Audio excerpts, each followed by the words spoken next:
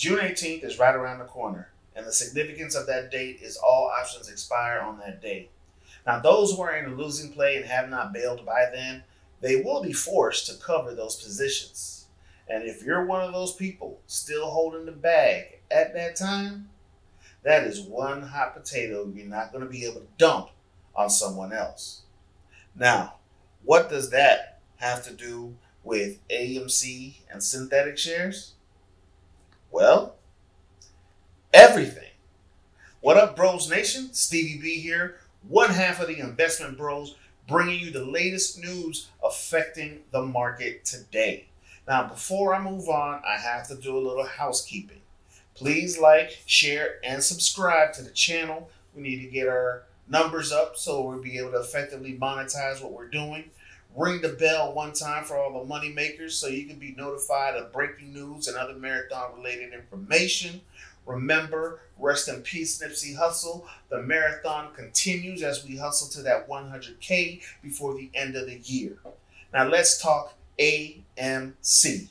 There are 501,780,240 AMC shares outstanding as of June 2nd. These shares are what's accounted for by AMC. Now, there are also an additional millions more synthetic shares being created through synthetic positions, which AMC is not accountable for. But what are synthetic shares? Simply put, synthetic shares are not actual shares in a company. There's no real value behind them. They're just IOUs. And these IOUs are generated to delay the inevitable demise of covering a bad position, at least in the case of hedge funds trying to bankrupt AMC. Now, these synthetic shares are placeholders until a play has run its course. Now, for a little background on this. At the start of the pandemic last year, threats of lockdown loomed. Wall Street forecasted many businesses losing money, and hedge funds like Melvin Capital sought to capitalize on the lockdown by choking the final breaths out of these brick-and-mortar companies. The plan was to buy a massive amount of shares, run an option play, banking that the value would go down, and then dumping massive amounts of shares into the market to drive the price down. Now, theoretically, that would drive the price all the way down, causing retail investors of AMC and others to close out their positions to avoid the bleed.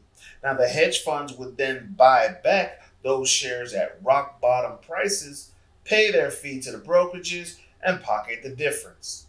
Now, technically, this is a form of market manipulation and should be illegal, but who's really going to go toe-to-toe with the money movers?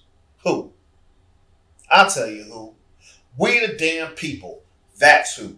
Retail investors are done being dicked around by the elite and not being able to play on a level playing field. The people caught wind of this ploy and they rallied together to keep the businesses afloat and bleed these hedge funds dry instead. Melvin Capital, one such hedge fund, suffered a 49% loss in the first quarter this year as people took the fight back to them. How, you may ask? By buying up all the shares the funds were dumping. As the funds continue to try and bankrupt the company, the people just bought up more. More shares were dumped, more shares were bought by the people. They buy and they held and held and held some more. When the contracts expired back in March, there were hardly any shares to buy back to cover their position, and the shares that were available were overpriced. Now, the battle continues as we approach June 18th and contracts come due again. All the real shares are already bought up, so hedge funds are playing dirty using synthetic shares to flood the market. But oh, no, Johnny.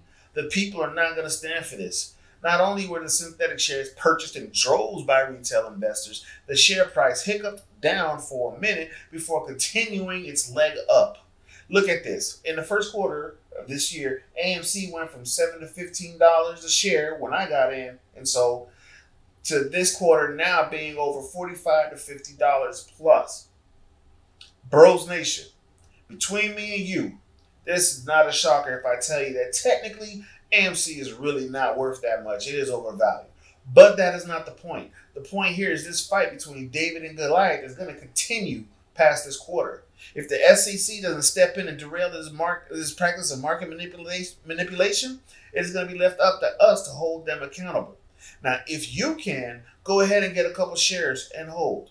And if you can, get a couple more and hold. And if you can some more, get even more after that and hold. If you can. Because when the smoke clears and the dust settles, the hedge funds are going to have to foot the bill for these plays. And it costs the people nothing to just sit and hold while all these hedge funds like Melvin Capital hemorrhage and hemorrhage and hemorrhage some more. It's all about timing. This fight will probably go another 2 quarters, if not more, if the referees don't step in.